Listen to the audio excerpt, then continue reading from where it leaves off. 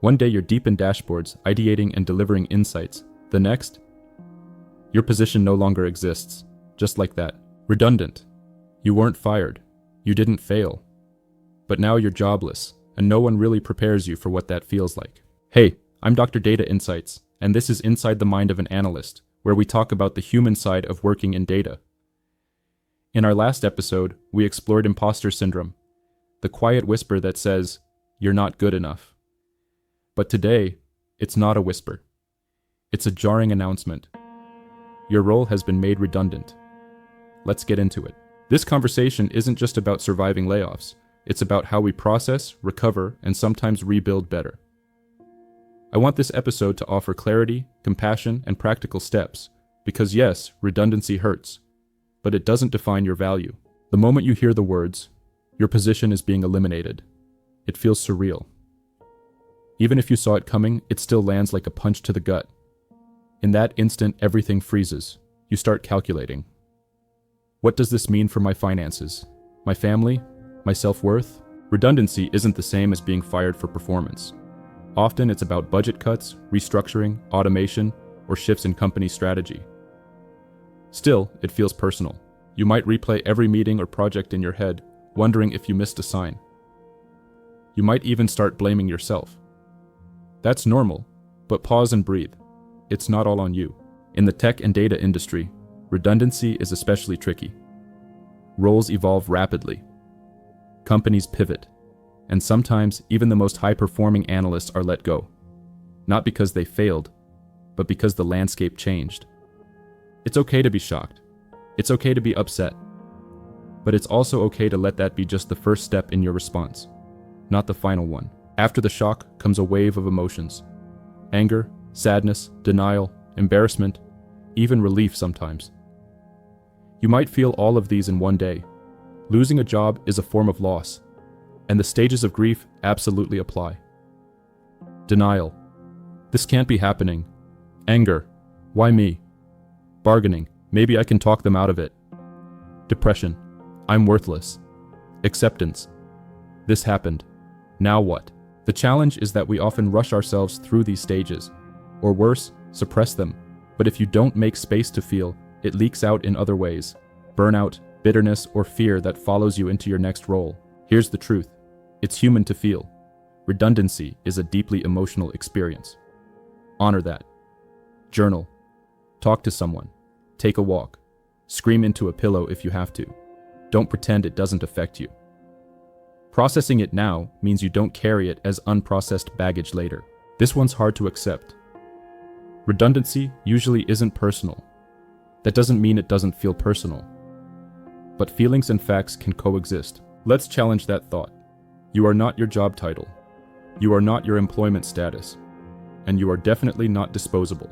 Let's repeat that thought. You are not your job title. You are not your employment status. And you are definitely not disposable. Your work mattered. Your skills still matter. And the fact that you were part of the team meant you brought value, even if the company changed directions. Understanding this helps you move forward with your self-worth intact, because that's something no redundancy can take away. One of the most painful parts of redundancy is how it hits your identity. For many of us, especially in data careers, our roles are tied to our sense of purpose. When that role is stripped away, the question becomes, who am I without this job? This is a time for reflection, not retreat. Yes, you're an analyst, or a scientist or engineer, but you're also a problem solver, a communicator, a lifelong learner. Those are traits, not titles. Now's the time to reconnect with those traits. Start by listing your accomplishments. Seriously, write them down. What projects made you proud? What challenges did you overcome? What feedback did you receive? Then, look at what excites you now. Maybe it's data storytelling. Maybe it's mentoring. Maybe it's switching tracks entirely. Redundancy can be a doorway to reinvention, but only if you let yourself explore what's next without fear. Now let's talk tangible steps. Emotion is real, but action grounds us. Check your paperwork. Understand your severance package, benefits, and final paycheck. If you're unsure, speak to HR or a legal advisor. Find local assistance. There's no shame in this. It's a safety net for moments like this. Update your resume and LinkedIn.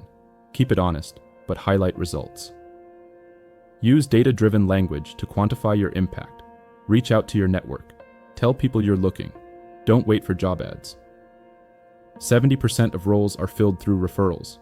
Take care of your mental health. Schedule your days to avoid falling into isolation. Include rest, job searching, learning, and connection. Skill up, but strategically.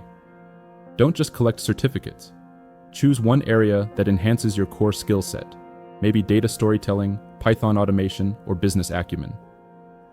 Stay visible. Post on LinkedIn, share insights, comment thoughtfully, show the world you're still active and valuable. Action doesn't erase emotion, but it gives you back a sense of agency, and that's a powerful antidote to helplessness. Let's zoom out. Why are so many data professionals experiencing redundancy? There are a few forces at play. Automation and AI are reducing the need for some manual reporting roles. Economic tightening makes non-revenue generating roles more vulnerable. Organizational restructuring often deprioritizes internal analytics. But here's what's also true. Data is still the future.